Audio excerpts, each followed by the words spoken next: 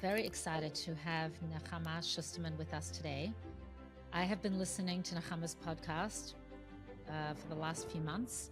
Actually, there was somebody that told me that she was very inspired and made positive changes religiously in her life because she was listening to your podcast, and that she found the conversations very deep and inspiring because you're very real and vulnerable about your own journey as well. And so I started listening, and I really feel that your classes feed my soul and really tap into my feminine energy. And I very much relate to your journey in your growth as feeling an empowered woman and zoning into your feminine role, which can be hard sometimes, especially if you're a strong woman. You know, sometimes you end up tapping into your masculine role, but I very much relate to your journey in working at, really zoning into your feminine role and what that can do for your life in a Thank you. positive way.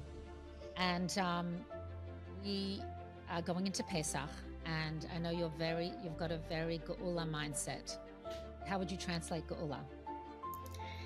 Yeah, I mean, it's funny. There's all these catchphrases that a lot of us either grew up with or have heard, and then we have a knee-jerk reaction to certain words, and then we'll shut off, So Geula is like, oh, not for me. So thank you for asking me to define that, because really Geula is, of course, redemption and freedom. But the Rebbe, what I'm passionate about teaching and trying to live, give over, is that Geula is a cosmic mirror to our inner freedom. And Gullus is a state of mind. It's like belief systems, like I'm not worthy, scarcity, I have to prove myself, like I'm not loved if I don't XYZ, all these like limited beliefs that keep us trapped from our essential flow. And personal Geula is getting out of all those beliefs into the true essence of who we really are, which is a vessel for Hashem's essence to flow through us, and really getting into alignment so we can be our best self and completely free from inhibitions and people pleasing and codependency and all that. And then the final stage of Geula is the mirror of each person getting into alignment, so then there will be no more darkness because everyone has done their own inner work. And that's what I'm really passionate about, like talking about like how empowered we all are to really take ownership of our own freedom. And so I wanted you to open up, just sharing a little bit about yourself and how you became passionate about this.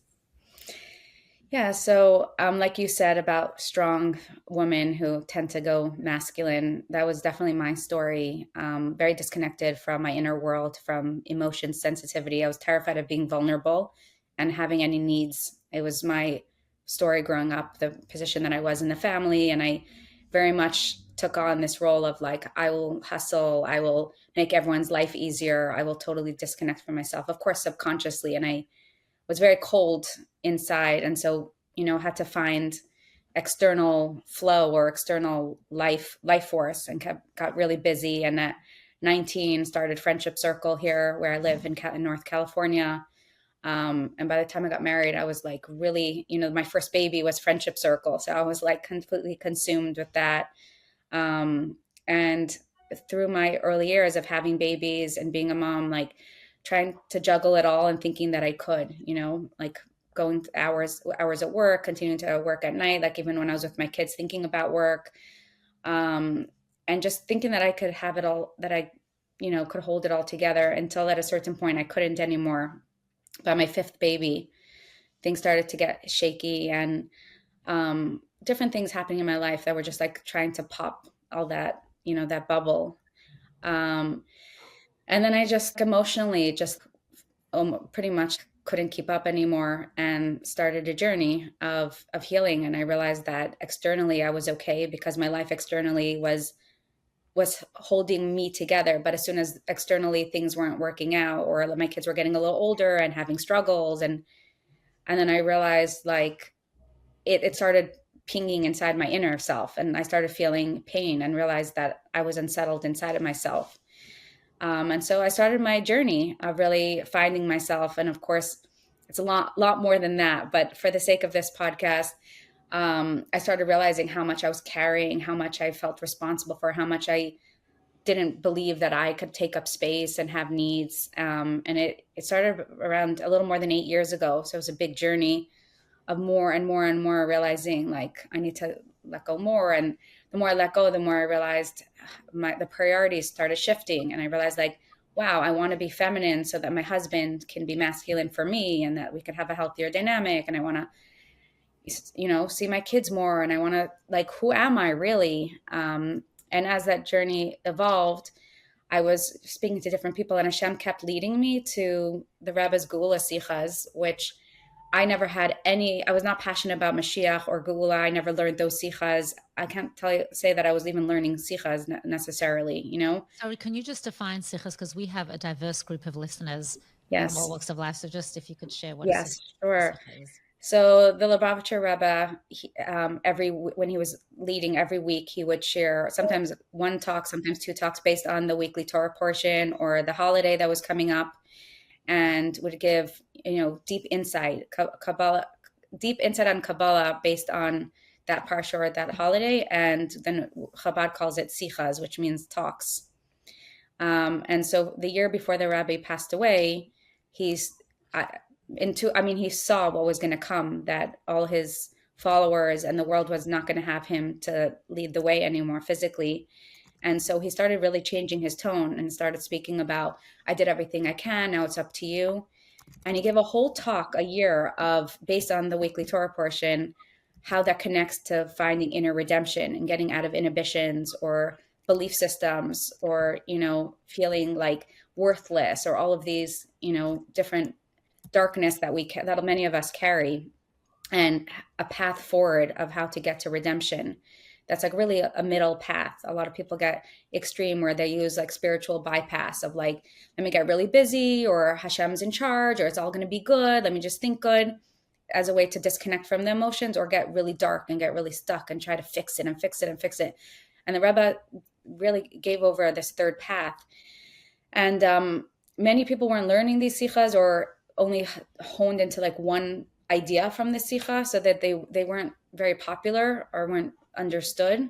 And I kind of understand why they weren't popular or understood, because they're very feminine, very deep, and you can't learn them with your head. They're really about the body, the nervous system, about like getting out of head and into like the inner feminine world, the body's language. And because that was happening to me, where I was being pushed out of my head and out of running and into my nervous system, into my subconscious, into my heart space, I was experiencing things. And then when I was introduced to these sichas, they really spoke to me like in a very, very deep way, because I saw it from the body language. And it was like jumping to me of like, whoa, this is my experience. Like the Rebbe saw this 30 years ago. At this point, it's like 34 years ago. And they really nurtured me in such a deep way, because it was like the Rebbe giving me a hug and validating me and say, you're not crazy. You don't have to be scared. You're actually doing something amazing and you're right on track. And I know that a lot of people don't have the words or the language or the ability to see you or validate you right now, but trust this path. And then for a long time, I was just really passionate about these sichas, but I didn't have the ability or the language or the platform to share them. And then at the right time, I began to teach them and share them. I'm just wondering, because I feel like so many of us are pulled in different directions and it gets overwhelming. I think a lot of women can relate to this experience. Things just pile up, and at a certain point we're like, okay, I can't do this anymore. Something needs to change. I feel in that space sometimes, even though we know we need to change, it becomes so difficult to know how to manifest the change. And like for someone who is sort of maybe in that space now where they're overwhelmed, they know they want to go on a healing journey, they want to feel more sane in their own life.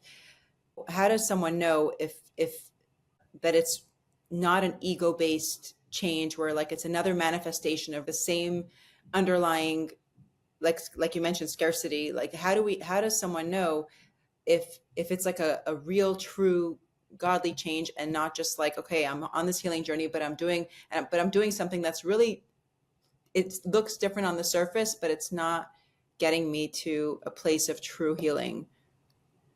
Yeah, that's a really important question.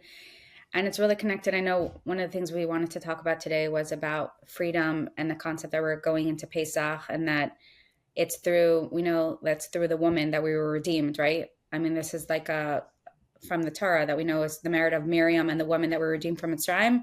And the Rebbe said many, many times that we're the same neshamas of souls of the generation from that got out of Egypt. And just like it was the merit of the woman, it's the merit of the women in this generation that we're going to be redeemed. So everything in the world, there's the literal, and then there's the figurative or the spiritual or the psychological that's connected. And there's literally, it's through the merit of the women that we were redeemed and we will be redeemed, but it also is symbolic of feminine energy. Like everyone in each person has masculine and feminine energy. And a lot of times when we want to get free, we like you're saying, we use the tools that we know to try to get free, but then somehow we still feel trapped because we're using the same lingo or the same language. Like, let's say we're trying to control our life and we're trying to be perfect, right? And then now we realize this is not working. I want to heal. So then we start trying to control the healing or try to fix ourselves or try to like hyper focus and control that our life can become better. But we're using the same tools. And that's the masculine. Masculine in terms of our body is our head, is our thoughts, is our trying to fix, trying to solve it, trying to, come up with ways. And it's actually really debilitating because you can't free yourself from a situation when you're using the same tools. You need a totally new toolbox. And so getting out and starting the healing journey needs new tools, and it's the feminine. And it's the feminine way, and it's the feminine path. And it's tools that have been very suppressed because we know the feminine light has been very suppressed. The world is very masculine. But the geula, the transformation, is actually the rise of the feminine. And that means as slowly people learn, like the masculine way is just keeping me stuck, I can't move forward. And you feel so desperate and so stuck, you're forced to learn a new way, which is really Hashem's way of forcing us into our body and forcing us into softness and flow and surrender and receptivity, which are feminine tools. So we just had Purim, so I'll just share something that I shared because it's very significant that Queen Esther is the one who saved the day, right? And a lot of times we see in stories, it's like the story of Hanukkah, like Yehudis, came and creatively helped in the story of Hanukkah, and Miriam and the Jewish people in Mitzrayim. Queen Esther, you see, she understands like, okay, I need to face Haman, right? And Haman is also a malek, which represents our fear, our doubt, our anxiety. There's, again, like, right, there's the literal and then there's the psychological. Haman represents the parts of us that have hold over us, that like we're in fear and we're in doubt and we're like ruminating and we can't be in flow. What does Queen Esther do to overcome Haman? She doesn't come up with a 10-year strategy, and she doesn't like dig deep. She doesn't dig deep in terms of like she doesn't go into masculine. She's very feminine, and she says to Mordechai, please everyone daven for me. And she davens and she makes herself a keli and she breathes. And you see through her story is that she's winging it in the sense of, I don't know what to do, but I know that I have to do this. And she's going to the king. She's nervous and she's like, okay, Hashem, help me. Hashem, help me. Hashem, help me.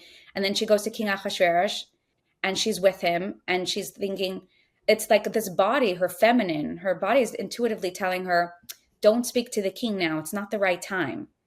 And then he's like, okay, so what do you want? She doesn't really know. She knows that she has to express. She knows she needs to do something, but she doesn't have the green light in her body. There's something blocking her. So she says, come to a party tomorrow.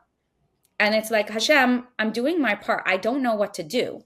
I'm setting up this party. You have to help me. And then she sets up the party and they come. And she's still, Haman is so arrogant. He's on top of the world. And Achashverosh is still, stuck in his ego. And she's just like, it's not flowing. So she asks again, Hashem, please help me. Hashem, please help me. And she gets this understanding, like, okay, have the party another day, the next day. In those 24 hours, she made the keli. She opened up the vessel. She asked Hashem. She did her part. And then Hashem did the rest. Between one party and the next party, everything turned upside down, right? That night, and King Achashverosh can't sleep.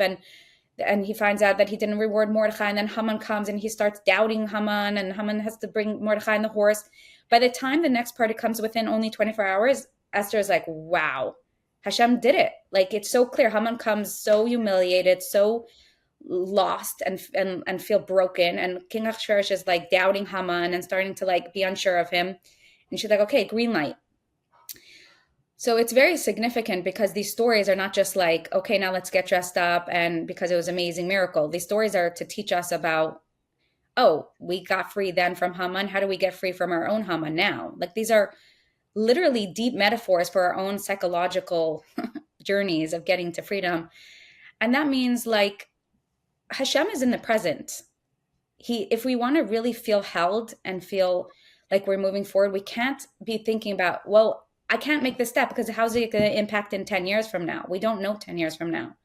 We have to keep working on breathing and feeling safe right now at this moment. How can I hold myself right now, breathe, give myself comfort right now, put my 2 feet on the ground and feel safe right now in this moment? And Hashem, show me what you want from me this moment and help me let go out of control and out of ego and out of needing to fix my life and make choices out of fear. And of course, we could go into, there's a lot of tools for that, but that's just like on a general sense. What would some of the tools be? Like, let's say, for example, with this story with Esther, could you relate it to your own life and things you were uncertain of, and then Hashem, you saw that it came together? I mean, all the time, really. Like the only way my life started shifting was when I started approaching life like Queen Esther. Like whenever something wasn't working and I went into panic and then into control mode, like, oh my gosh, this kid needs this and this kid needs this. And I'm stuck in my shluchas with this. And I would get into control mode. It would just like spiral and spiral and spiral and spiral. And it wouldn't flow.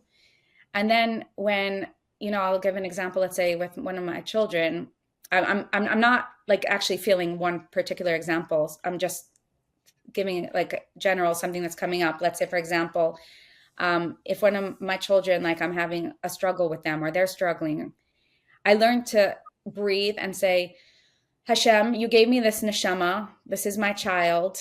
You're trusting me to help them. They're going through something. I don't know what to do. I feel scared. I guess what you could say, okay, let's say with the child, right? The first step is breathing, just like Queen Esther, and saying, Hashem, I'm a vessel.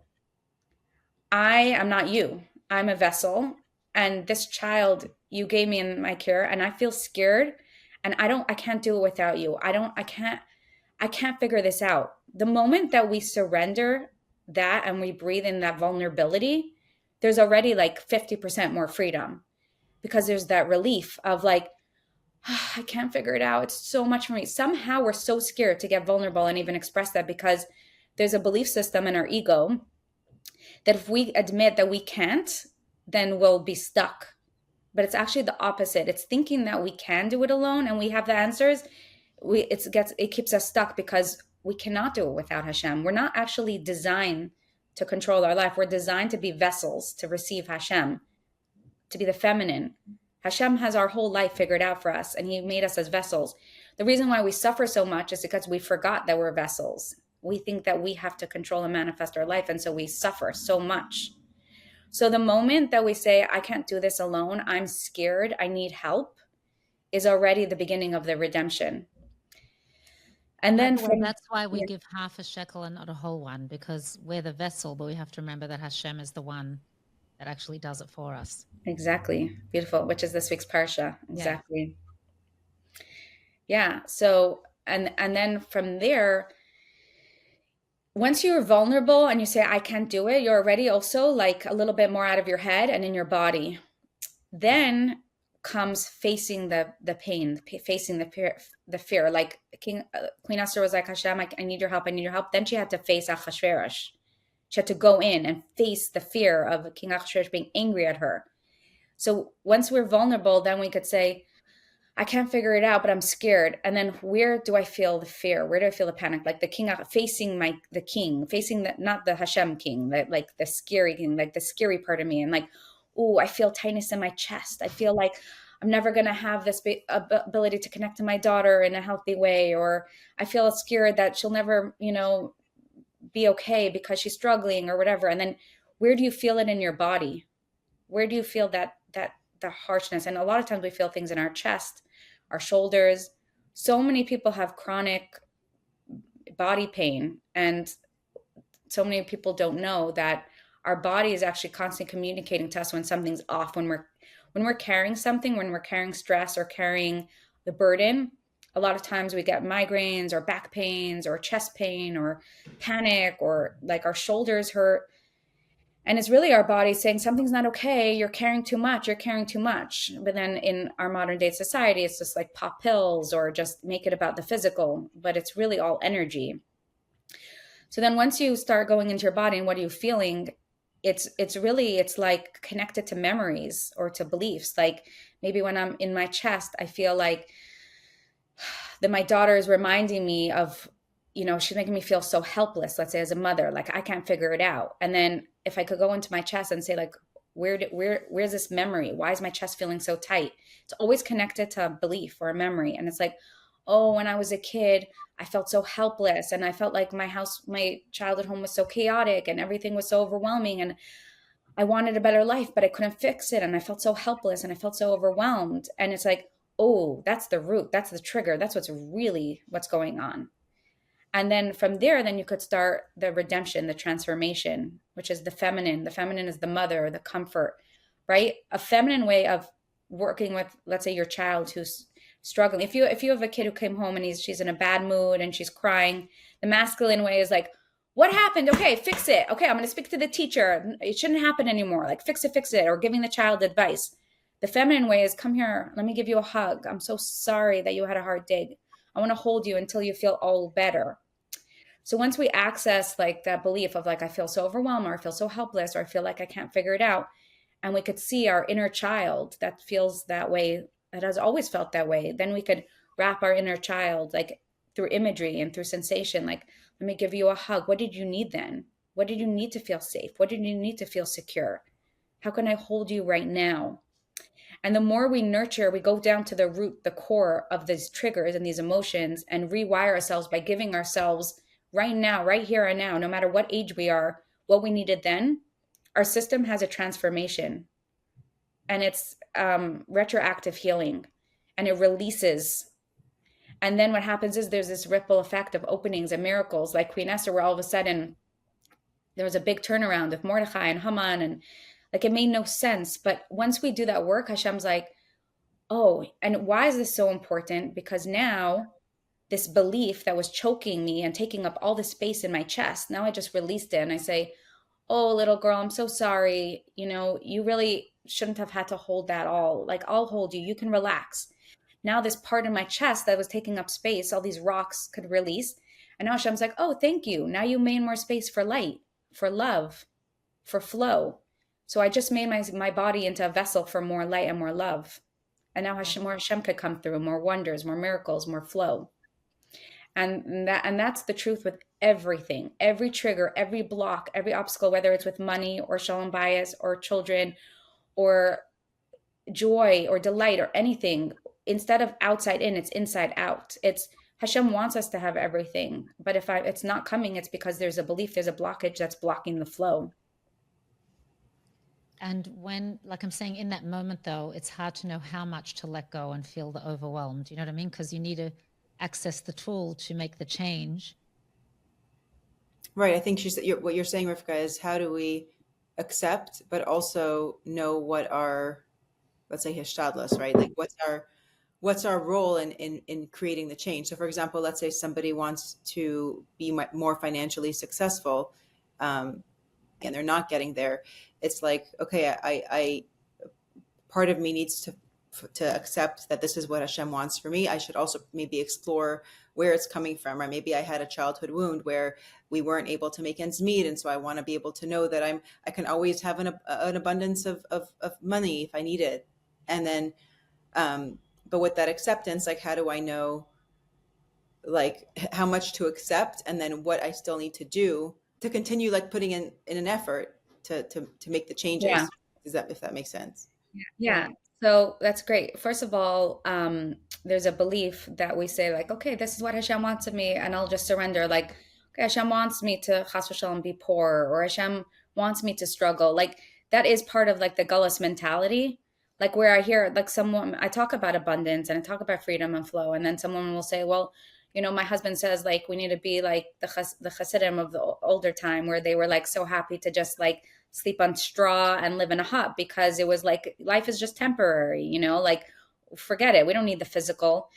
And that was true maybe in Gullus, but as we're shifting into Geula, and the Rebbe said Geula is available, it's up to us to shift that perspective. And it's important to understand, and I see this all the time from the Rebbe, from learning the Sichas, is the Rebbe says, now we have to realize that every single one of our bodies, every single one of our home is a Mishkan.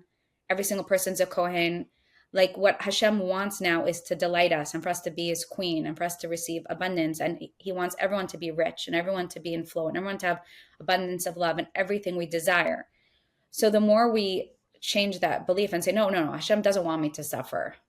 And I don't need to accept it. He actually wants me to be in flow and feel like the most beloved queen, right? Basi Lagani, the whole mimer, the whole talk that the Rebbe spoke about when he became Rebbe, was he introduced Basi Lagani, which is it's time to come into the garden, my bride. What does it mean? That it was a shift of era.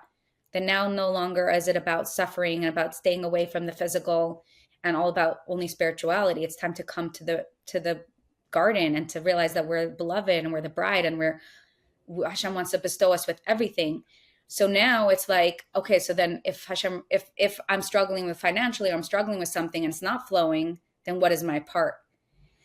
And that's the thing. It's like our part, especially as women and men and women, really, even men, in order to open up when they treat themselves in a feminine way with nourishment and nourishing and comfort, whatever their pains, they also open up more flow.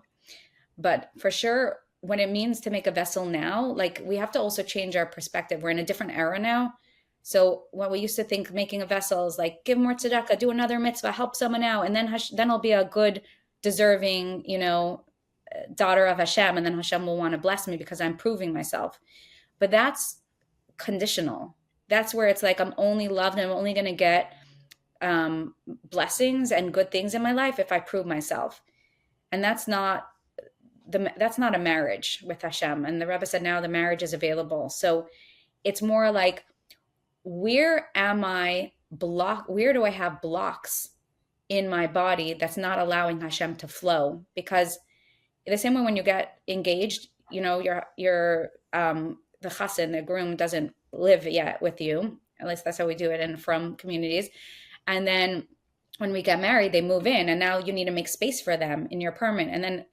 And then you could say, like, if someone struggles with intimacy, you could say, like, have you made space for them in your heart, right? You have to realize that you're a we now. You have to make energetic space to learn how to communicate and find space for each other.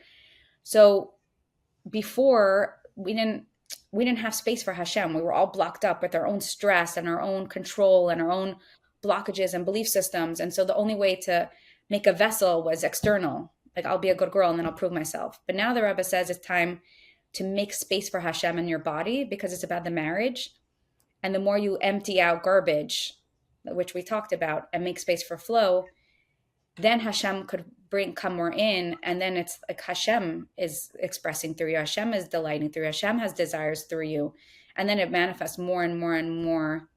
So you're saying to get rid of the anxiety, the fear, all those things in order to allow. And the negative beliefs. Like a negative belief would be like, I need to prove myself in order to get abundance, or I need to work really hard, to have. But you do actually have to do work in order to make those changes. Well, first of all, what does work mean? No, I'm just saying, like, I'm wondering what that first step is, because you said, like, allow yourself to tap into the overwhelm or the fear. Then you're doing the work. So what would the work be? Yeah, the work is actually, it's the emotional work that I described, that you surrender to Hashem, say, Hashem, I can't do this. I need your help. Right. Getting into inner safety, then going into your sensations and where in your body do you feel a tightness? What memory does it remind you of? And then comforting you and give you what you needed. That's the work that brings you into flow. And I'm saying it with 100% confidence. Number one, because that's been my journey. And number two, because anytime I coach people, they'll tell me, well, this is not working and this is not working. And then I say, I do this with them and I say, okay, let's go into your body. Where are you feeling it? And then they're like, well, wait, no, what does that have to do? Like like, I don't want to open up my wounds. I don't want to go there. And I'll say, can you just trust me? Like, it's not about opening up your wounds. It's not about getting into trauma. I don't believe in like creating traumatic stories and getting stuck in the trauma. It's more just like opening up and then having that transformation. And then I get calls like, I can't believe it. The next day, this opened up and this opened up and this opened up. It's like, it's, you know, the Rebbe says that Gula is a time of wonders and miracles. It's Hesach Hadas, beyond logic. It's so hard for our brains to understand that this can work because it's beyond logic, because our brain, it's not the language of the brain. Yeah. It's Hashem, so that's infinite. It's not. Yeah, so you're opening up into infinite and opening up yourself to be a vessel for Hashem to do everything through you. Yeah, it's really wondrous. So you're saying the work is recognizing that it's not like your work is recognizing that Hashem is, you're creating the opening and Hashem's doing his part. Yeah, so when we say like we have to do our part, we have to make a vessel. To, instead of thinking like I have to do a vessel externally to prove myself, the vessel is my body. My body is Hashem's Mishkan. So what heavy rocks and heavy weight am I carrying in my system that's blocked? If I don't feel Hashem flowing through me, if I don't feel delight, if I don't feel passion, if I don't feel love, if I don't feel safety, why not? Well, then that's what you're referring to as body. It's like not the physical. It's more the emotions. Versus what? Versus taking care of yourself physically.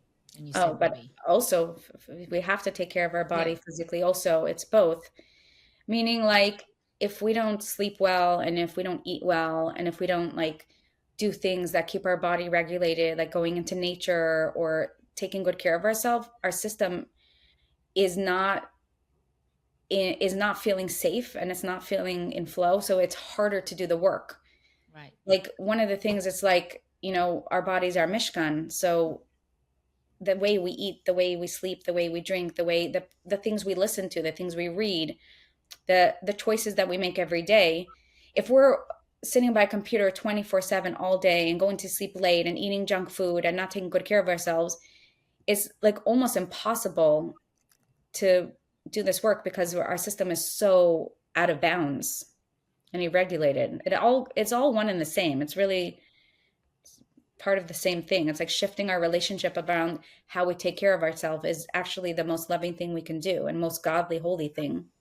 So part of the work. What's so amazing about Esther, the story of Esther, is that on the one hand, we see that she was able to access her intuition, and she, like you said earlier, she knew we need to wait here to be more receptive to Hashem performing miracles. But then I'm thinking, on the other hand, she was in an unsafe space. You know, she was.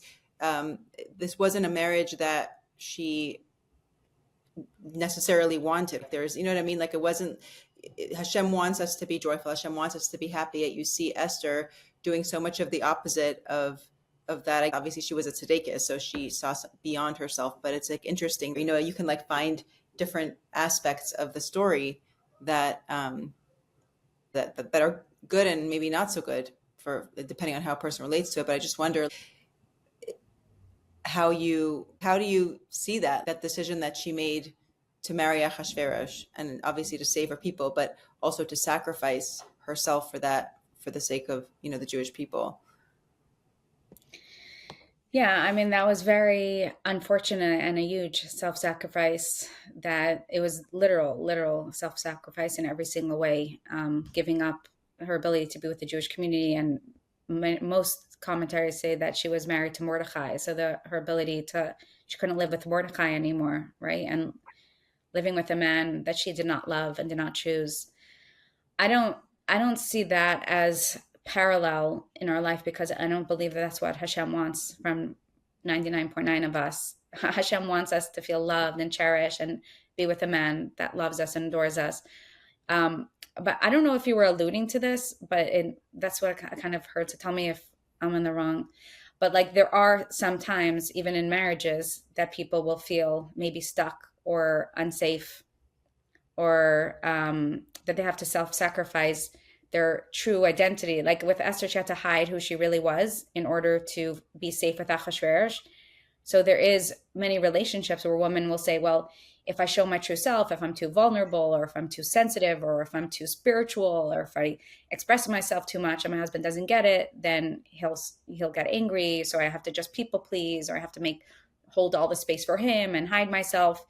And then women feel very resentful and lost. And there's not that safety and that flow and that love a lot of times in a relationship because of that, because a woman doesn't know how to shine her light and be her true self. And I would love to talk about that if that's right. Yeah. I mean, yeah, because there. women have historically sacrificed. I mean, and maybe the sacrifice is not the right word, but you see a lot of, our imahos, right? Sarah, Rivkah, Rachlea, like how much they had to sacrifice for the sake of others. And I think that maybe we've taken it to a place that's unhealthy. But yes, what you said is also very much what I'm asking. Yeah. Yeah. And also, well, you do see sometimes if you read some of the Rebbe's answers that he said for the sake of Shalom Bayis, like as the Akeres HaBayis, to let something go. You know what I mean? So there's this whole, like, how do you let go and not hold on to the resentment? Yeah. So this is a really important topic, and it's something I've been thinking about a lot. So I'm happy it's coming up, and I also think it's very connected to Pesach. So, it's funny, I naturally go into like giving examples from the Torah, and I also think it's just beautiful because it brings the Torah alive, and the Torah is really supposed to be alive to guide us. So just to go into the story of when the Jewish people were in Mitzrayim, in Egypt, we were enslaved, the Torah talks about how the men were so shut down from the pain and the years of trauma of being in Egypt that they lost all hope, all faith, and even desire to be with their wives, to be at home, to be with their families. They didn't want to continue the next generation. They didn't want to be intimate with their wives because then it meant bringing more kids into this doom and gloom. And all they saw was this dark tunnel that will never end. And so they gave up, and they just would sleep in the field and just like get up and almost like, could say like almost like animals. Like they had their life force, their joy, their delight was all just, it was gone. It was just get up and eat some food and work.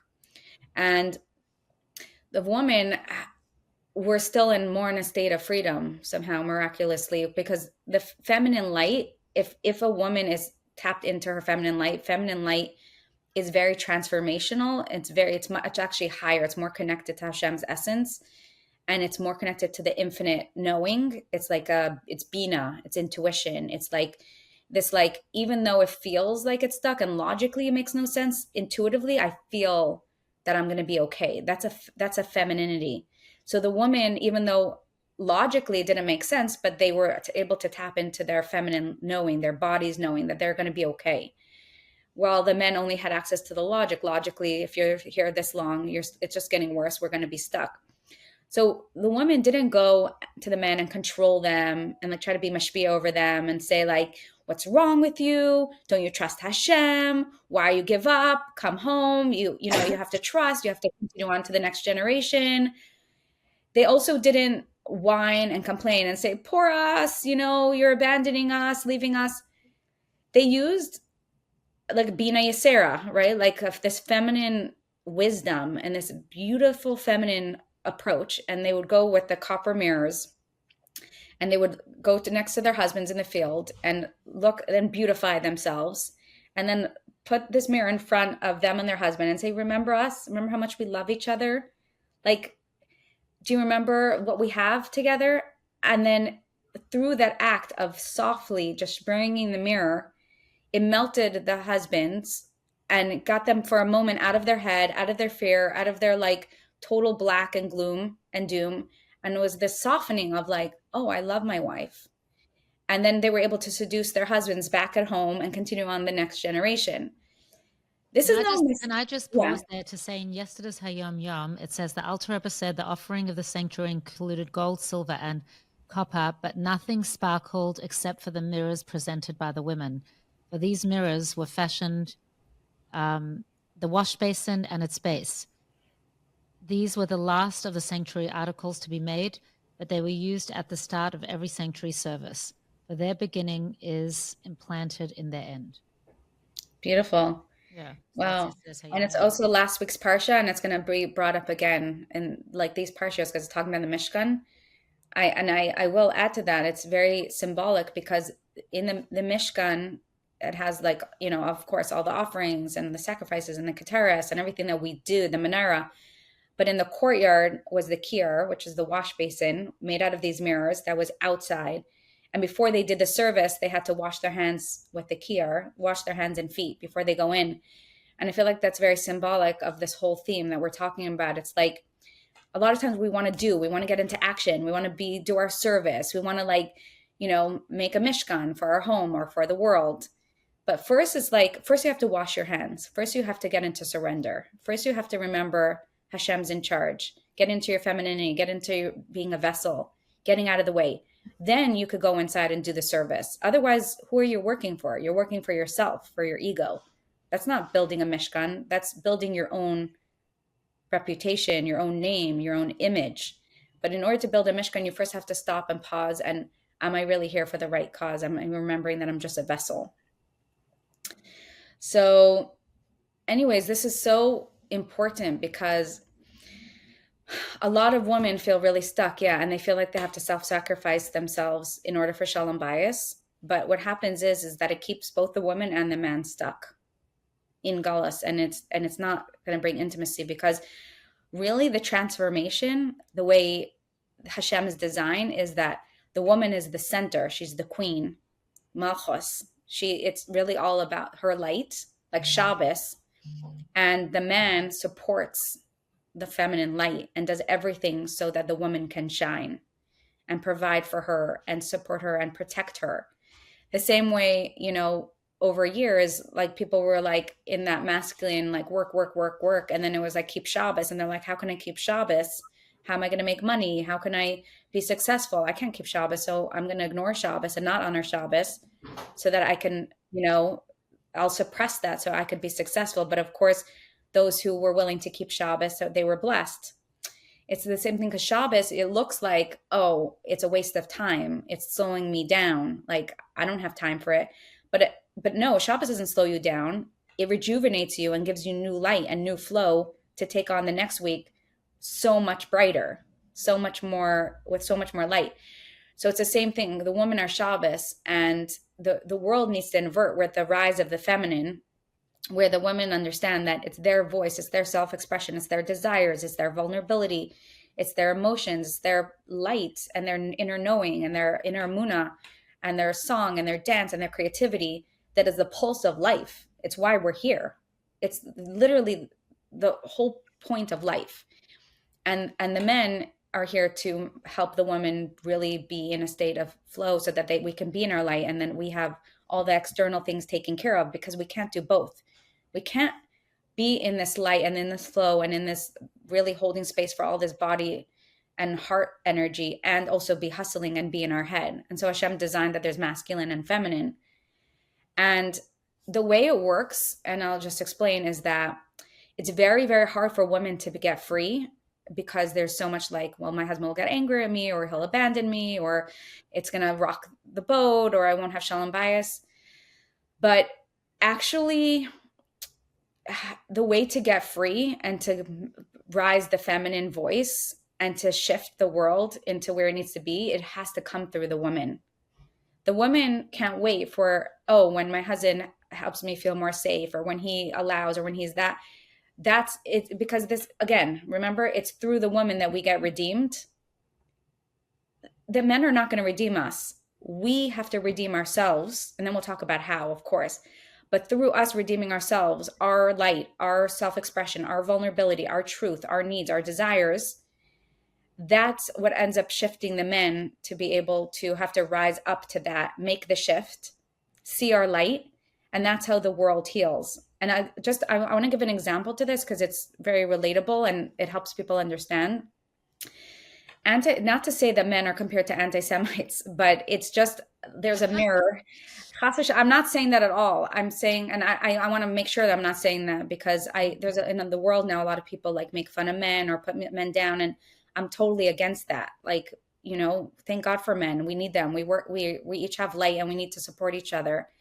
I'm just saying that this is like, a mirror, like a mashal or a parable, that we as Jews, we want to feel safe. We want the nations to honor us and realize, like, Hashem gave us a light. He chose us. He made us the priests of the nation. He gave us Israel so that we could be a light to the world and bring Torah and Hashem into the world. Like, we're a gift to the world. And why? And it's like, why there's so many anti-Semites trying to stop us? Don't they want our light? But actually, anti-Semites only have power over us when we don't have power. And the reason why anti-Semitism rises is when we hide our light, when we're ashamed to be Jewish, when we don't have Jewish pride. Then Hashem allows the anti-Semites to grow because it's a way to remind us, be in your light. And the more we're in our light, then the anti-Semites lose its power, and then they honor us when we honor ourselves as Jews. It's the same, and the Jews are compared to the moon, and the women are compared to the moon. So it's very important to understand it works the same way. That when women stop suppressing themselves out of fear and rise in their truth and honor themselves, like, I'm going to honor myself the same way I honor Shabbos, then the men can start honoring us because we start honoring ourselves. And how do we do it? It's not through control, and it's not through being a victim, and it's not through yelling and screaming and forcing. It's looking at the Jewish people in Mitzrayim. How did they do it? Well, that's what I was going to ask you. If you can share exactly what was it's in the merit of the women that they were redeemed from Israel, redeemed from Egypt. What was that merit? What did they do? Is it because of the mirrors? Because of the mirrors, and also we see because of their tambourines, which is symbolic of something very... Of the way they danced and the men walked. Yeah, well, tambourines represent joy and creativity and trust. And the mirrors represent vulnerability and softness and tenderness. And the way to freedom as a woman is the same way the mirrors brought the men, sparked the men back. It's not to be more, women think like, oh, if I prove myself more, the same thing we're talking about Hashem. If I'm a good enough wife, or if I make myself more beautiful, or if I work really hard to bring in money, or if I do this and this and this, then my husband will see me. Then no, it's none of that. And it's not begging your husband to see you, and it's not forcing him to change and throwing shar b'tachan at him and telling him to learn or trying to inspire him. That's all masculine. The way the woman seduced them through the mirrors is that we have to quote unquote seduce. And I don't like using the word because I'm not talking about sexuality. I'm talking about that our light is so powerful that it has to outdo their stress and outdo, the field. That means tambourines. What are things that we're doing every day to be in a state of joy and pleasure? What are things that we're doing to delight ourselves? What are things that we're doing for self-care? What are things to make sure that our feminine flow is actually flowing? What are things that we're doing to honor ourselves, that we're beautiful from inside, like Queen Esther, that we're shining our light, and that when our husbands come home, they can't wait to come home. They can't wait to turn off their phone. They can't wait to get off the computer because their queen is at home. Shabbos is at home. Our light is so attractive and so palpable and so different than the world that they're out there. It's that they are inspired and they're deeply attracted to that feminine light, which is what brings them home. That's what really it's about. You shared an example in one of your podcasts that I listened to that I thought was very interesting and sort of connects to this, where I think you mentioned that a wife wanted her husband to give her more compliments, and I think maybe you could clarify this for me, but giving her more compliments wasn't really going to solve the problem, because it was just like more of that, her looking for validation from an external source, maybe more of a masculine thing. And, but by finding her own, like her own joy, like her purpose, and maybe tapping into her intuition, that's where change actually really happens. That actually, if she wants her husband to compliment her more, telling him to compliment her more is probably not going to accomplish what she's looking to accomplish. Tapping into her inner joy is sort of like a win-win. And I think a lot of women, or a lot of people, I should say, are sort of like externally focused. Like, okay, let me fix this problem in this way, not realizing that all of the solutions really lie within us. And I would love for you to Expand. Share your thoughts on this idea. Clarify it for us. Yeah, it's all within. And exactly that. It's like, yeah, we get so desperate for compliments, to be seen, to be noticed. And then we'll get like, we go on the track the only way that we know, which I mentioned, like either do things that maybe, and I see this so many times, so many women want to feel connected to their husbands. And the only way they feel connected is to be like them, which is like the feminist movement, from in the world where they totally went off, where they thought woman power is to be like men. And that's the exact opposite. It's like now not only are we not good enough as women, we're really not good enough. We have to be like men. So I see so many women, like even like shluchim or whatever, shluchais, working just as much side by side in the office 24/7 with their husband, because then they feel like there's a connection. And then if they're afraid. I won't be seen, I won't be loved, or my husband won't see me because that's the language he knows. But that doesn't actually bring, it's not a real relationship or connection that actually going to fulfill either of them, because the man now just has the woman with him, so he's going to stay in the field, quote unquote, and the woman feels so unseen and so unloved and is not tapped into her feminine energy. So the mirrors, it represents like, what really makes me attractive? What really makes me seen? My light, like Queen Esther. Achashverosh chose Queen Esther. It makes no sense because her light was shining. Everyone else was probably in masculine energy and using makeup to look beautiful. When a woman is shining, it's the Shekhinah, like literally shining through her face. Sarah was beautiful. All the imais in the Torah, we know, were beautiful. Of course they were beautiful. Hashem, they were a vessel for Hashem. That's beauty.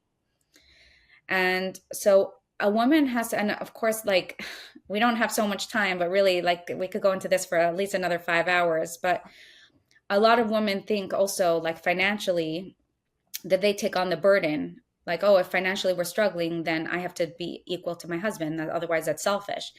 Actually, it's really unfortunate when a woman takes that on, because then the home becomes unbalanced, and then the home is all masculine. And there's that feminine light and like peace and the presence of the woman. It doesn't mean that a woman can't work or shouldn't work. It's that a woman only works for Hashem in a way that delights her. If there's something, a job or something that a woman does that brings her light out more, it's a part of who her essence is. It brings her delight. It brings her pleasure. It brings her shining more, that she comes home and she feels more expansive and has more abundance to give to her home. Great. But not for money and not for worth. Women who are working for money and worth, they're in masculine energy, and their whole family is going to suffer, and the man is not going to be attracted to them, because that's not attractive, because that's masculine energy. A man is designed to be attracted to feminine energy. So a woman who, number one, wants to be more attracted, like her husband to be more attracted to her, desire her more. One. Number two, to feel more joy and pleasure and desire in her own life, to have more intimacy with her children, to have more joy in her home. And guess what? And have more abundance, because her joy, when the husband has Shabbos to come home to and has a space to like unwind and feel loved and feel safe, and a receptive feminine energy to receive him, he got filled up just like we get filled up on Shabbos. And he has more to give the next day. He feels more confident. He feels trusted. He got a dose of Shabbos energy, so he'll be more successful. A woman who's in masculine energy is like a person who doesn't keep Shabbos and who just goes and goes and goes and goes and never gets a break. I remember you talking about this whole idea in one of your classes. But what you're sharing is that you could be doing the same thing. It's just a bit of a mindset shift of, am I doing this to bring out my gifts or to serve Hashem, or am I doing this to make money? Yeah. But even if you're doing something to serve Hashem, you really have to be very clear, because Hashem, first and foremost, wants us to be a receptive, energetic Shabbos for our husbands, and a very deep anchor of safety for our children, that they feel seen. They have a space that our kids could have meltdowns, and we're their strong anchor to be able to hold them while they have a meltdown.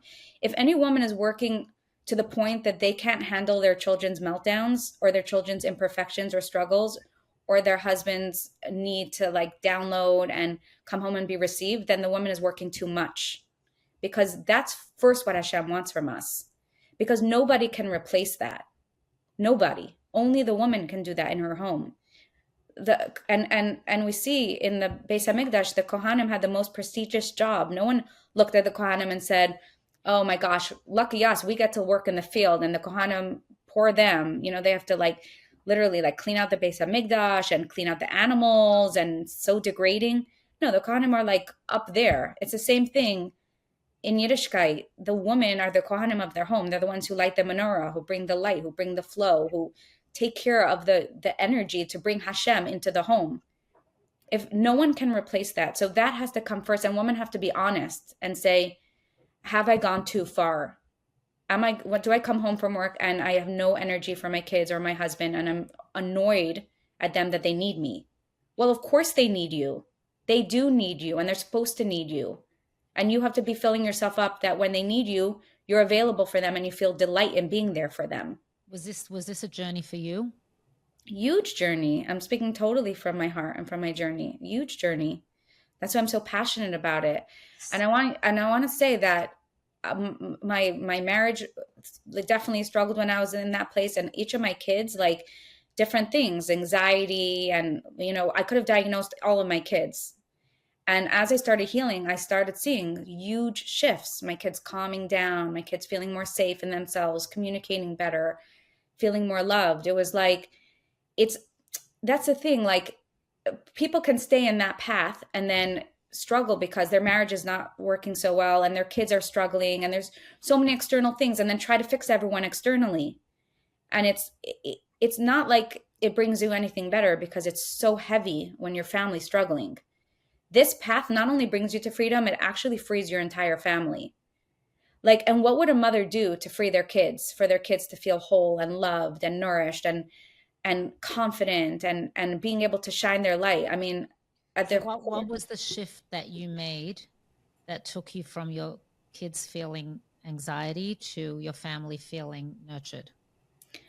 100% taking care of me, realizing that whatever I'm experiencing, I really believe this. The Rebbe says that our children are our Mashiachai, which means that they're our mirror to our Mashiach. They're here to redeem us. Whatever our kids are experiencing, whatever anxiety, whatever energy, ADHD, jumping all over the place, whatever insecurities, worthlessness, that people just go to therapy and put their kids on meds. And I'm, by the way, I'm not saying a judgment. I'm just presenting a powerful other path that's actually works and is so wow, that we actually have a path that actually is something different. Is that anything that's in our children is here as a mirror to unrectified generational trauma that's within us. And our children are carrying it because it carries and bleeds like a wound. It bleeds until it's healed.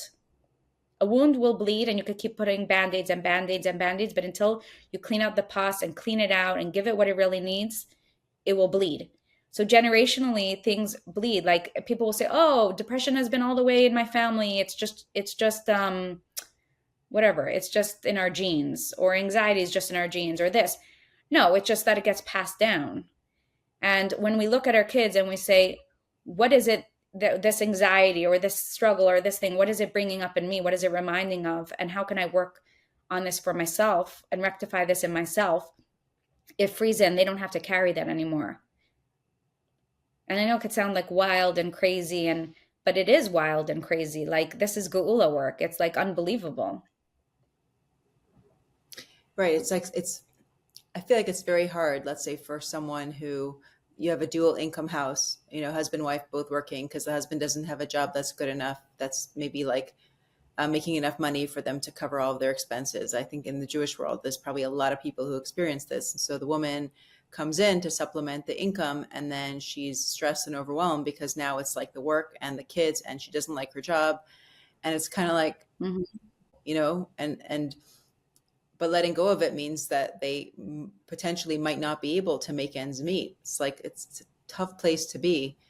But I hear what you're saying. You're saying that that a mother shouldn't feel like she's on her last, on her last leg. She should be able to feel like she's not drowning in all the craziness. But then how does one navigate that is the question, Yeah.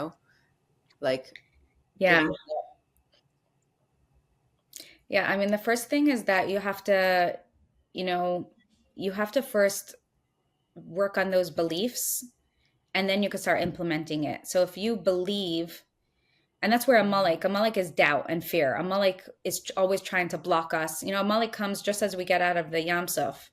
Amalek comes in the journey to block the growth and say, no, no, no. If you stop that job, you're not going to have money, and you're like, don't believe this, don't believe this. So it could sabotage the process. But then that's why we have to learn Torah in this kind of way, because the Torah is here to support our process and to say, oh, that's Amalek. So the first step is to really and that's why I teach these sichas every week, because we need to hear this every single week. Because the Rebbe every single week through the Parsha is reinforcing this path again and again and again. And I need to learn it every week, and I need to teach it every week, and people need to hear it every week, because it's so scary and it's so beyond logic and it's so different that we need that reminders every week. We need to hold hands with each other. We need to connect to other people who are doing this. We need to hear each other's miracle stories so that's number one. It's like, if we don't have a path and we don't have other people supporting it, and we don't have people to talk to who are doing this path, it's almost impossible, because it's letting go of so much. It's so scary. And it is. So we need to take it slowly, and we need to acknowledge that it's scary. We need to acknowledge our feelings. And then, like Queen Esther, to just be like, what's my other choice? What's her other choice? If she didn't go to King Ahasuerus, what's the choice? Let Haman kill the Jews? And in that sense, it's like, let Amalek take over my home, be in a state of chaos and craziness and dysfunction and fighting, and I can't do this anymore. I need to take a step forward. I'm scared. Of course I'm scared. Acknowledge that fear. Queen Esther was terrified. I'm not moving forward because I'm not scared. I'm moving forward because I can't live like this anymore. That's what happened to me. I wasn't so courageous that I was just gonna hop on a helicopter and swoop out of my old life. It was terrifying, but I'm like, I can't do this anymore. And so I have to take a step forward and a step forward and a step forward. And then I'm afraid. And then what does a mother do when their child's afraid? Hold that child and say, I'm so sorry you're afraid. I'm with you. I'm with you. Hashem's with me. Hashem's with me. What's the next step I can do? And again, speak to people who are doing this path, who will encourage you. And because I've been on this path, and I try to encourage other women who are on this path, who are they call me freaking out. And I'm like, you're okay. You're okay. Keep trusting. Right. Keep trusting. So this is a little bit vague in your journey. What you like you're giving classes every week. You are doing things, and you also are balancing your family. And now it sounds like they feel more nurtured, and there isn't a lot of anxiety around things when perhaps it was so before. So you are nurturing yourself in doing things outside of being a mother and a wife, and your kids do feel safe and nourished. So what did you let go of to be able to do what you're doing, and your family feel, and you be a light in your home? Yeah, it's a great question. And the truth is, for me, I pretty much had to let go of everything, because everything that I was doing was attached to ego and fear.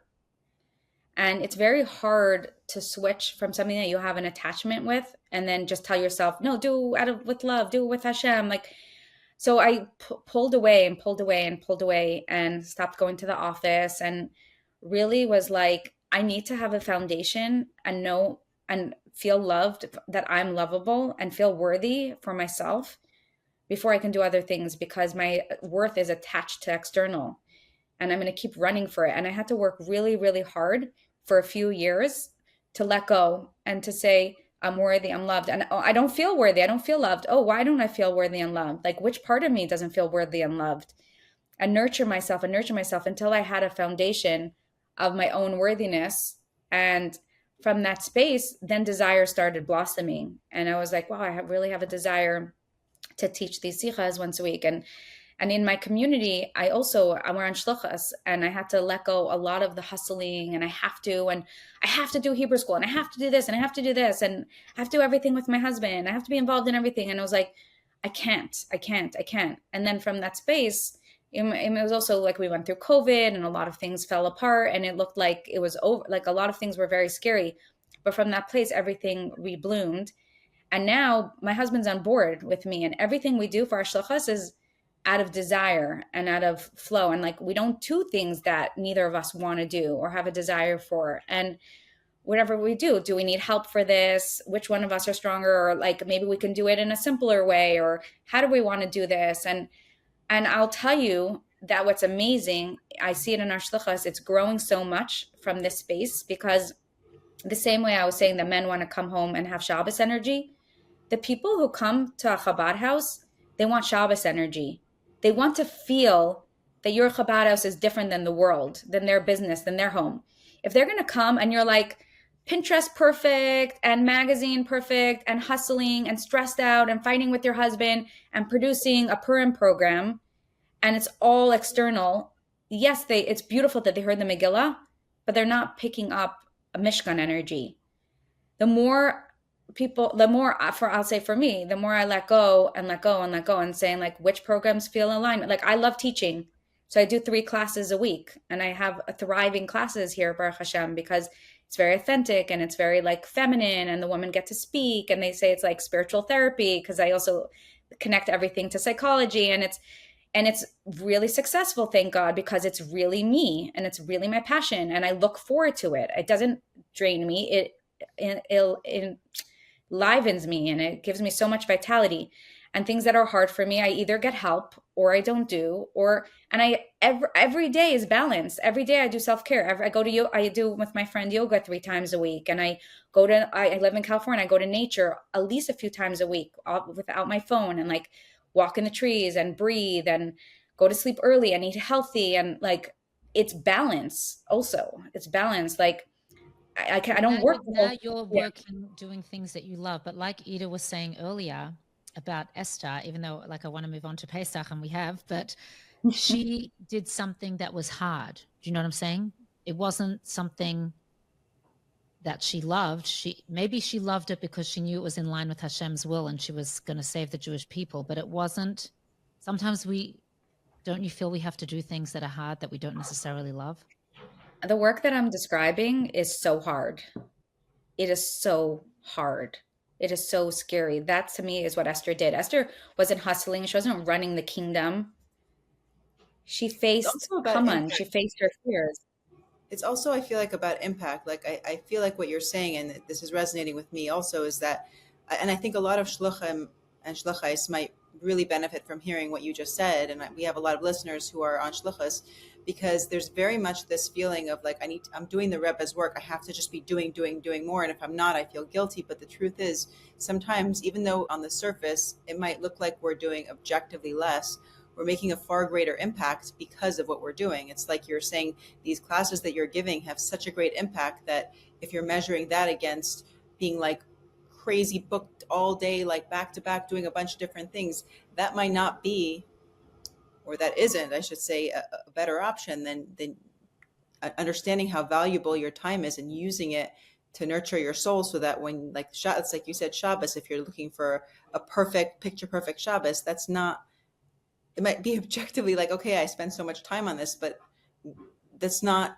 the goal. The goal is impact. And I think with Esther, maybe that, I mean, obviously, like you said earlier, that's an exception. We're not Esther's, but I don't think that on a regular, in regular circumstances or in other circumstances, she would have chosen to marry someone that she didn't love, had she been given like the choice. Like, here she was tasked with saving the world. The bottom line is she did, and there are many people, I'd say you can apply it today, because there are many people who feel like they're in a marriage that they don't want to be in, or they have to hide themselves and they can't be their authentic selves. Right. So, and that shouldn't happen. It shouldn't happen, but that's the situation that they're in. So, unless you have the opportunity to save the Jewish people and you have to marry. Maybe they have a mission. Like, well, it shouldn't happen initially, like lechatchila. Like, no one should go into a marriage where they feel it's wrong and they have to suppress themselves. Right, absolutely. But if they're in that situation, just like Esther found her strength to find her voice and her truth, a woman, her healing, and she might even be able to transform a relationship that doesn't feel like love and maybe even feels abusive, and maybe her husband's always seems to be shutting her down. But if she could find her strength and her light with Hashem and moving forward and being vulnerable and clear about her worth and living in a state of her own worthiness, there can be a complete transformation with how her husband treats her, because she's so light and she's so powerful. Achashverosh put down his scepter against the law. completely not logical. She went against the law. He killed Haman. It makes no sense. He just the day before he was the highest in command, because that divine feminine light is so powerful. And if Achashverosh could do it, then our husbands can do it too. It's really just knowing the power and knowing the path and knowing the way. I just want to answer what you said, That's so Rivkah. inspiring, by the way. Yes. Thank you. What were you going to You said about like, don't we have responsibility? So there's also, yes, there's like, I'm not always in the mood of making dinner or going grocery shopping, or, there's things that we have to do, that there is responsibilities. But then there's things that we think we have to do, and we have to really question ourselves and say, do we really have to do? Or is it that I'm afraid, or I feel like I have to fit in, or everyone else is doing it, or I'm scared that I won't be loved? Like, we really have to use that discernment and that honesty. How, on that path, how do you know when it's ego-based and when it's humility-based? It's a great question. And I think that what I've discovered is that usually when it's ego-based, the ego is very strong to overcompensate fear and worthlessness. So the more, for example, a narcissist who's very arrogant, the more arrogant someone is, the more worthless they really feel. Because they feel so worthless, they have to make themselves so pompous and so loud to scream so that they don't feel how worthless they feel. So usually an ego choice is when I feel worthless, I feel afraid, I feel anxious, I feel unsettled, I don't know who I am, I don't know what to do with myself. And so the ego comes and says, oh, let me save you. So here I am sitting on the couch, I'm bored, I don't know what to do with myself, I'm feeling worthless. And then all of a sudden an idea pops in my head. Or my husband's struggling financially, so I'm struggling financially and I'm scared and thinking about how I wish I could buy more stuff and I'm feeling stuck. So all of a sudden I have this idea, I get inspiration.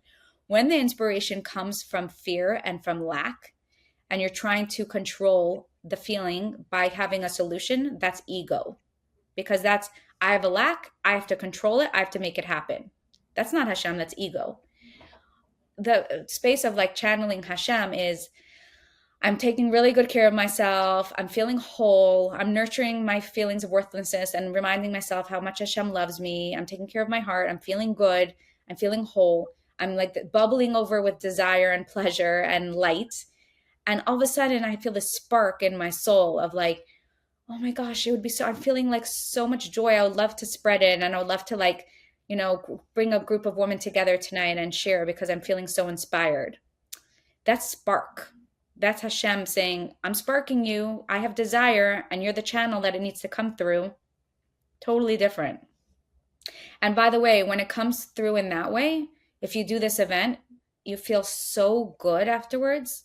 So the desire lasts for a long time because you did it for Hashem. So it feels very fulfilling. When you do from an ego space, you feel good while you do it. But the second it's over, you're like in a vacuum of loneliness and a vacuum of emptiness because it didn't actually fulfill you. It just is an escape. So the second it's done, you need it again. That's how you also know. Wow. Yeah. That's interesting. It's like, it's true. You feel energized by it. There's an energy, like you build more energy reserves when you're doing something that's not ego based. It lasts, like it's something, right. I guess because it's coming from an infinite place. So it's so deep.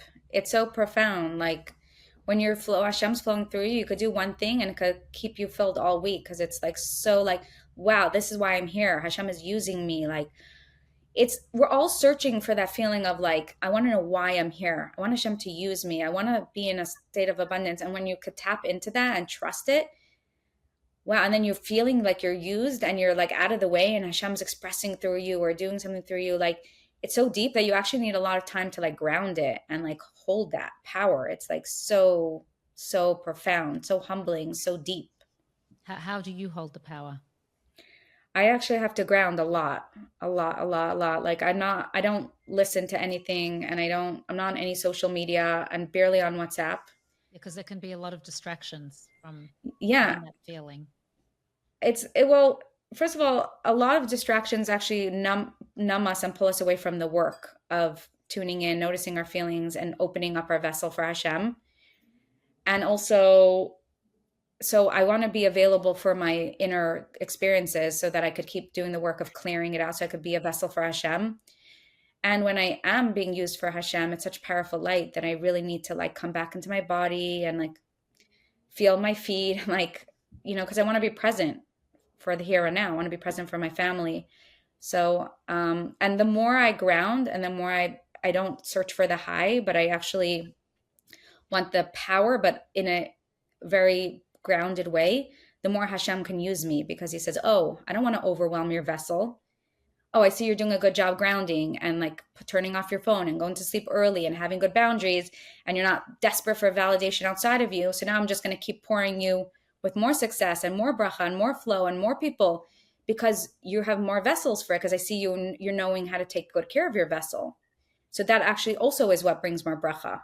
And I see that every single time it gets overwhelming and I learn how to let go more or have more vessels or more self-care or more boundaries, or more like, no, I can't answer every single person, all the time. Like, no, I have to take better care of myself. Then it's like hard, and I make that shift, and then there's more flow, more success. It's miraculous. Sometimes boundaries can hold you back from giving. What was that? Sorry, I missed it. Sometimes the boundaries can hold you back from giving. That's sometimes the thought that I go through. Like, you put up a boundary and I could have given. You know what I'm saying? I know, but boundaries is a huge part of Geula. It says that Galus is Beis Hillel, and then Geula is Beis Shammai, and then the final Geula is both. And Beis Hillel is love, love, love, love, love, love, love, and Beis Shammai is Gevura, is boundaries. And because in Geula is really about every single person very, very clear, living in alignment and living in freedom, where they're no one to give and no one to receive and no one to rest and no one to flow forward. And we're channels of Hashem, and very balanced and very anchored and very present and very conscious of our life, of our surroundings, of where we are, of our body, of our sensations. In order to get to that, you need to have very strong boundaries, because if you're always saying yes, you're always in other people's energies. You need to have your own energy field. And so it's very important to know when to say yes and when to say no. And by the way, I titled one of my podcasts this. I said, sometimes a no for others is a yes for Hashem, because you have to know, like, if you're always saying yes, then a lot of times you're neglecting Hashem inside of you. So it's like, I'm saying no to this person because I'm saying yes to my body, and Hashem's inside of my body. Or I'm saying no because I'm saying yes to my family.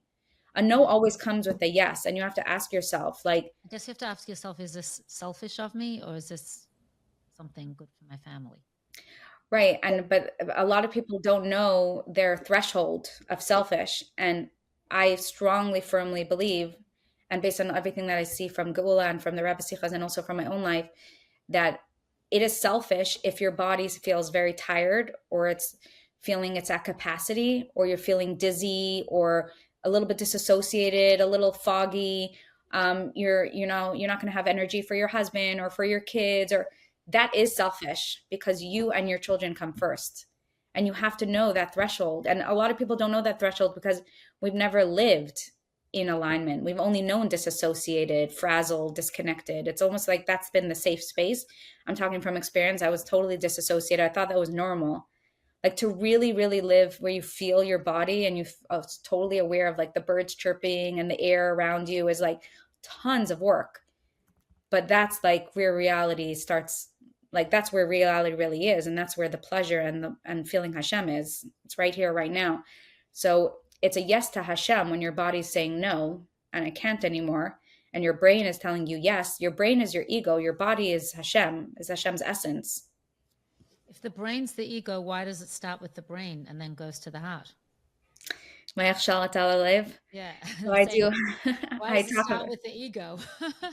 Well, no, because a few things. First of all, the ego is in the head, but the head also has other parts. But Mayach Shalat Alev could be a few things. First of all, I said, like, first get your belief systems in track, and then you could start doing the work. So one thing of Mayach Shalat Alev, oh, I really am worthy. Oh, Hashem wants me to be a queen.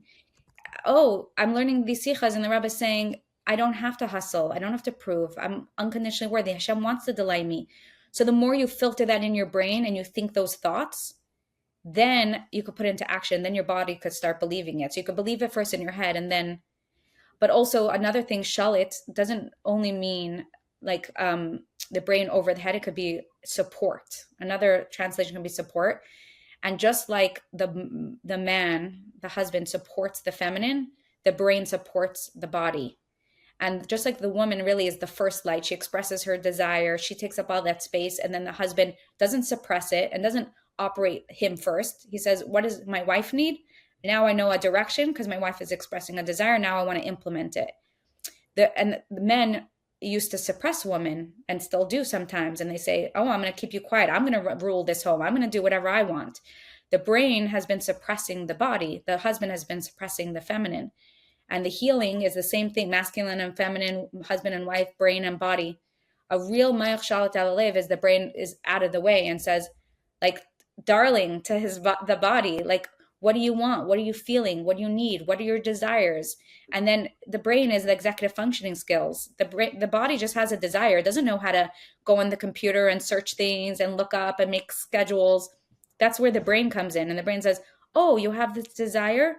You want to do this event tonight for women? Okay, let's make a plan. Let's call this person. The brain supports the body. The feminine has the higher light. So that's standing on one foot. That's great. There's so many things in Chassidus and that's why I'm very passionate about teaching, that have been used in a gullus way to actually keep us trapped. And we have to, there's actually a geula lens to everything. And we have to look at it with new eyes and say, like, what does this really mean? And we have to ask the questions. So practically speaking now and we're talking about freedom, a lot of people are going to be starting to clean and cook and get their house in order, and they might feel frazzled and not centered because they actually have to do this. Do you know what I mean? This is not something they feel like they've got to have their house clean for Pesach or whatever it is that people need to do to bring Pesach in. What would you say to them? I would say that to a reminder that guess what Pesach is about? Pesach is about getting out of Egypt and out of Gullus mentality and getting into a more Geula mindset, into more freedom. And it's so ironic that Pesach is what it's about. And I feel like the Yetzer Hara comes so strong and puts us into more stress, more anxiety, and then there's fighting and shalom bias issues, and kids are stressed, and we sacrifice our kids literally because we're so afraid of the crumbs and the details. I'm not saying not to do Pesach 100% kosher, but what I am saying is that we have to realize that I feel like every Pesach, and I laugh about this, and I tell my husband about, like, we talk about it, because as I've been healing, I started shifting my relationship about Pesach, and I started noticing, I'm like, every year, the holiday or the parsha, whatever, is the same energy from the beginning of creation. Like, Purim is like, it's the energy of Purim, and Hanukkah is the energy of Hanukkah. Pesach is the energy of Hanukkah. I feel like our souls go into that terror and the trauma of that moment when we had to leave Egypt, grab our stuff, make matzah, like run in, like leave everything behind. So we're like in panic mode. So generationally, we're still carrying that trauma, and we don't even know why. We're so traumatized on Pesach and so intense about it. And I think it's like, literally, we have to change the patterns, like what I've taught, retroactive healing, changing the patterns. Like, it's the same tools, everything I've been just saying for the past hour and plus, it's the same thing. When you notice that you're getting super focused, or super in your ego, or super in fear, or super in controlling, stop. Go into Shabbos. Shabbos will nurture you and make the rest of your Pesach planning better. Self-care. Go take a bath, get a massage, make yourself a delicious meal. It's not going to be more successful if you push yourself and ignore your body and don't nurture yourself. It will actually be much better. When I was in controlling energy and like in that space, my husband didn't want to help me, my kids didn't want to help me, then I'm a victim, nobody cares about me, I have to do everything. Guess what? When I put on music and I start my day with doing some exercise and daven and make myself a delicious breakfast and then I'm like, look around and be like, okay, who's doing what? And I'm in a good mood. Everyone wants to help, and it's fine. And it's, what can you let go of? What can you simplify? Like, if it depends on your priority. If your priority is like, no, I have to be perfect and it has to be 100% and it has to be this and I have to make a show and I have to people please and I have to perform, fine. But then you're sacrificing a lot of everything comes with the cost. If your priority is shalom bayis, your kids love Pesach, they love being home, you feel happy, you're delighting in the guests, you're enjoying, you're happy, you're relishing in your family, then you have to make choices. Everything in life is choice. So what is your priority? And you have to ask yourself that and really sit with that.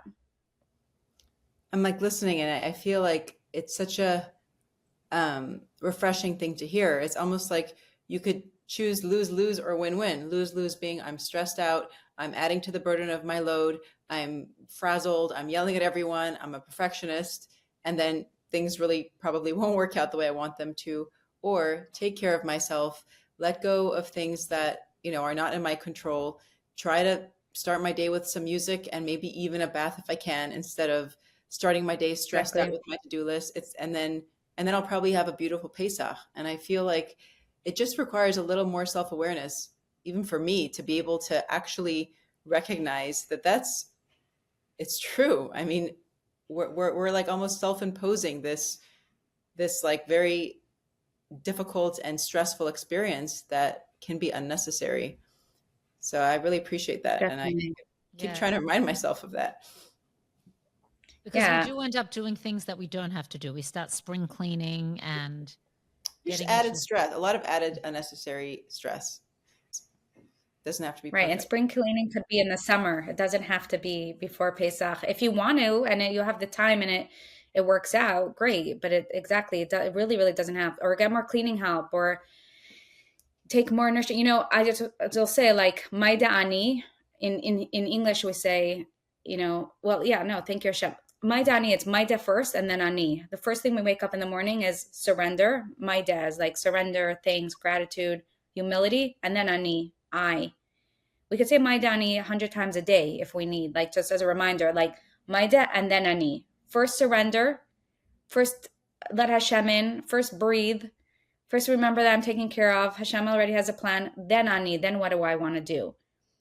But if it goes ani, then my da, then you're in ego and you're in stress and you don't feel Hashem. So many people say, I don't feel Hashem. I don't feel his love. I don't feel he really cares about me. I'm like, do you do my da? Or you're always in ani? If you're always in ani, you don't make space for Hashem. That's such a good one. Love it. Yeah, that's a really good practical, like it's a good way to think about it. First thing in the morning. Exactly. That's why we start off with that. Exactly. But speaking about women, and we know that women have very strong and powerful intuition, I wanted to discuss that with you. And what are some of the tools that you find are the best way for a woman to feel empowered by her intuition and trust it? Yeah, so women have really strong intuition, and the way Hashem speaks through us is sensations in our body. Now, the thing is that we have been trained through society and galus, it's the way Hashem designed is that we're very afraid of the sensations in our body. We've associated with anxiety or stress or panic, and we do everything we can to stay out of our body because it's scary. And one of the things, like we talked about, like first a belief, and then we could start implementing it. A belief to shift is that Hashem communicates inside of our body. Hashem's essence, essence is atzmot or atzmos in Hebrew. And etzem is bones. Okay, so there's no mistake. Our bones, our nervous system, our sensation is Hashem's essence inside of us. And when Hashem wants something, when he desires something, he'll communicate inside of our bones. There will be like a squeeze in our chest or a jumpiness in our legs or a flutter in our gut or an energy in our arms or in our neck. Like there's movement and it's always communicating something to us. But if we're afraid of those sensations, then we'll shut it down. But if we say, oh, Hashem is communicating something to us, what is it? And usually it's the body is telling us something like, oh, don't do that. Don't say that. Or go here or do this. And the more we realize that's the language actually of Hashem communicating to us, because we're just a channel and we'll have an inner GPS. Hashem is guiding us. The more we can slow down and say, oh, oh, I thought that I was going to go there tonight and I was going to do all this. And then my body's saying, no, no, no, stay home, stay home, stay home. And then it's like, okay, I have to honor it because it's Hashem. My ego wants to go, but Hashem in me is saying no. And then when you listen, you're like, oh, I feel so much better. And then the sensation goes away because you honored it and because you listened to it. But I always say this, Yonah on the wheel, right? It's like Hashem spoke to Yonah and he communicated to him exactly what he needed to do. And he was terrified. So he ignored him. He tried to run away. A lot of times we do have that intuition. Our body's telling us, but that's Hashem. But we don't want to listen to Hashem. We don't want what Hashem wants because it doesn't fit in with the people pleasing or the performance or the agenda or the expectation. So we ignore it. But then we suffer. Then we have anxiety. Then we don't sleep well. Then we're irritated. Then we're resentful. So it's learning to be like, and it's so funny. A lot of times, like I started noticing, like I'll be speaking to my husband and my body will say this. And then I ignore it.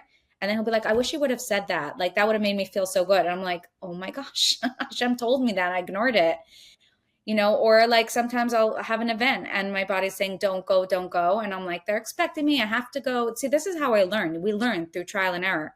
And then I go and then I have a headache and I'm miserable. And then I come home irritated and then I don't sleep well. Then the next day I'm in a bad mood. So over time, you just start learning like, it's so scary. Yiras Hashem what is Yiras Hashem? We're afraid to disconnect from Hashem. It doesn't mean we're literally afraid of Hashem. We're afraid of the disconnect. That's what starts happening. Oh my gosh, if I ignore my body, there will be so many ripple effects. It is not worth it. Even though it's not what fit in with my brain or what I think, or it might maybe even disappoint someone. Maybe someone will be angry with me. But if I choose Hashem, it will work out. And it's really, really powerful. And it's trusting and slowing down. That's why we have to slow down. That's why we have to have self-care. That's why we have to, be aware of our body, because then we start tapping into our inner intuition and then we trust it. And then when we trust it, we flow and we feel good and we feel so happy and we have so much delight, because Hashem wants us to delight, but we have to be willing to do that work, to tune in. And would you say that that's how, like, that leads to freedom? Like, that's how you would feel free? That is the bottom line of freedom, because here, when we were in Mitzrayim, Hashem says, take them out of, to Maisha, speak to Paro that the Yidden should come out of Mitzrayim. Why? So that they can get my Torah, right? And then the first thing Hashem says, Aneichi Hashem Elokecha, I'm Hashem your God. Like right when we got the Torah, the Aseres Dibros. What is this? What are we taking out? Because a big thing, people will say, how is that freedom? We were taken out of Galus, Mitzrayim, to serve Hashem. It's also servitude. Why is that freedom? And the answer is because Hashem said, I'm taking you out so you can serve me, meaning that you're out of what's Mitzrayim? People pleasing, codependency, society. I'm restricted by my parents' belief that I have to be this, I have to be that. I'm not my true self. I'm serving Parai. I'm serving my Avodah Zarah. I'm serving my ego. To go out to serve Hashem. What does serving Hashem mean? That I serve the energy within me. I'm out of the way that Hashem can flow through me, Hashem's decisions. That's the only way we could have freedom. I'm not choosing my fear. I'm not choosing my codependency. I'm not going to say yes, even though this person will be upset. My body is telling me no, and so I'm going to choose Aneichi. What's my Aneichi? My eye is Hashem's eye, my true eye. Not Ani, that's my ego eye. Aneichi is my essence eye. And that's Hashem's eye. And when I get out of the way and let Hashem flow through me, I'm free because my essence is in flow. My essence is in free. I'm not blocking it. Because when we block it, we feel we're in pain. Hashem's in pain. We're crying. We're in grief. We're blocked. So yes, that's the bottom line. The only way to freedom is to get out of our Mitzrayim, our fears and our coping mechanisms and our people pleasing, and walk towards Aneichi. What does my essence want? What does Hashem want? I could definitely continue on this. Like, this is so, I feel like this is very nurturing to the soul to hear your wisdom, your journey, and thank you. These tools and the mindset shift. It's really, really feminine and freeing and empowering. So thank you. And we wanted to ask you, we always end with a quote. So if you have a parting message or a quote that speaks to you in the theme that we've been discussing. Wow, I'll have to think about that for a minute. I guess just what we said, I don't know if I could sum it up as a quote, but like what we just ended it is like true freedom is getting out of any codependency or fears or trying to prove or work for society, or I need to, what I have to do. Actually, yes, if I sum it up here, chametz, this is very powerful, and I love to use this line. So yes, I will say with confidence, this is a good line. Chametz is chayav mochrach tzarech, and it's such good timing for Pesach. Chayav mochrach tzarech means I have to, I need to, I should. And the acronym is chametz. What do we do with chametz? We burn it. We don't want it. It's arrogant. It's ego. How do we know what's freedom? If it's saying I have to, I need to, I should, that's chametz. That's the ego. Burn the chametz and go into the matzah, the humility. No, what does Hashem want? It's not about I have to. The second it's chametz, I have to, I need to, I should. We know it's ego. We know it's chametz. That's the clue. And what's Hashem? Anaychi ratzain, keser, desire, will. I want to do it. I have a desire to do it. It feels like spark. So chametz versus ratzain. That's great. That's beautiful. Thank you. Thank you, guys. I want to. I choose to. That's empowering. Exactly. Thank you so much, Nechama.